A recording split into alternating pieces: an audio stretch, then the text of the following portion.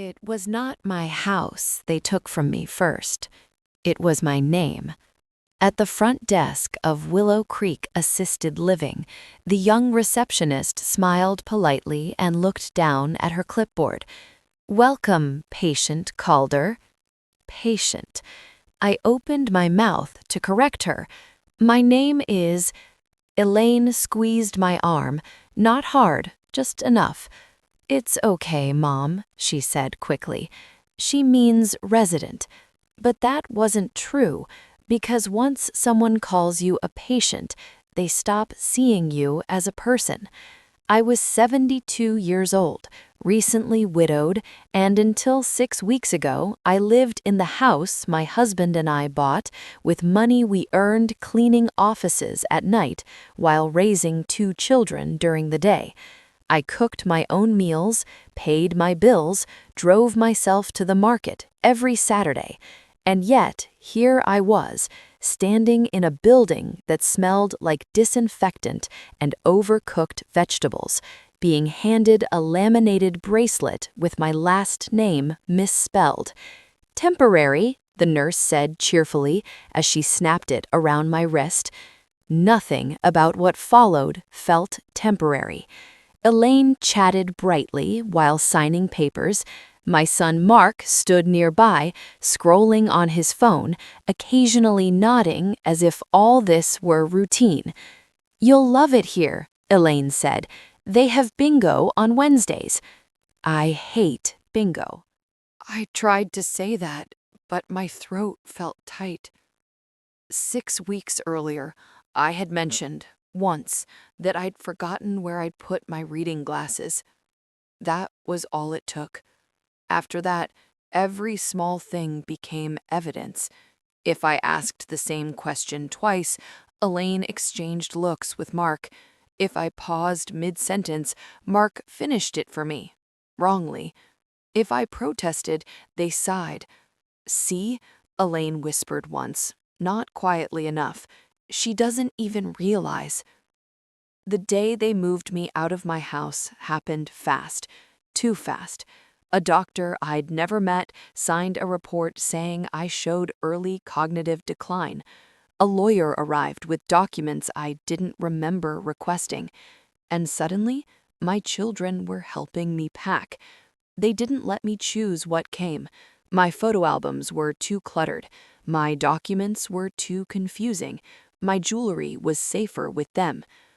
I remember standing in my bedroom when strangers wrapped my furniture in plastic. "Where's my desk?" I asked. Elaine smiled tightly. "We'll bring it later." They never did. At Willow Creek, my room was small, neutral, no sharp corners, no locks on the inside. That should have scared me. What scared me more was the way the staff spoke around me. "She wanders at night. She gets confused. She fixates on old memories." I heard everything. On my 3rd night, a nurse gently removed my shoes. "You don't need these. You won't be going out." I lay awake until morning. On day 5, Mark visited alone. "How are you feeling, Mom?" he asked, sitting across from me like I was a stranger. "Why am I here?" I asked. He sighed. "We talked about this. You weren't safe alone." "I was fine." "You left the stove on." "I hadn't." "You forgot to pay the electricity bill." "I had proof I didn't, but my papers were gone." "Mom," he said quietly, leaning forward, "you have to trust us."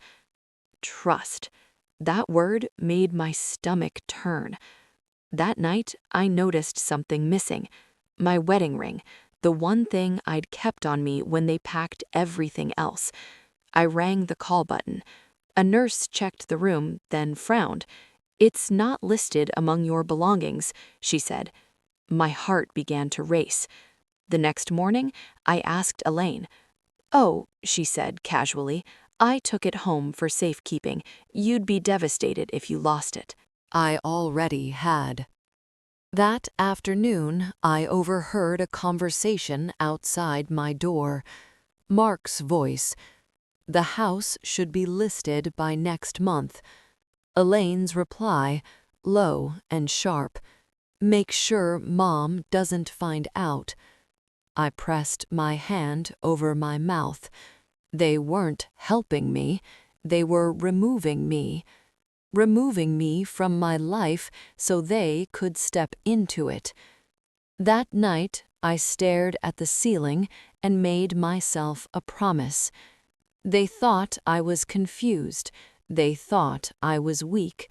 They didn't understand what was happening. So I would let them think that. Because if they believed I was already gone, they would never see me coming. I found out my house was sold on a Tuesday, not from my children, from a nurse.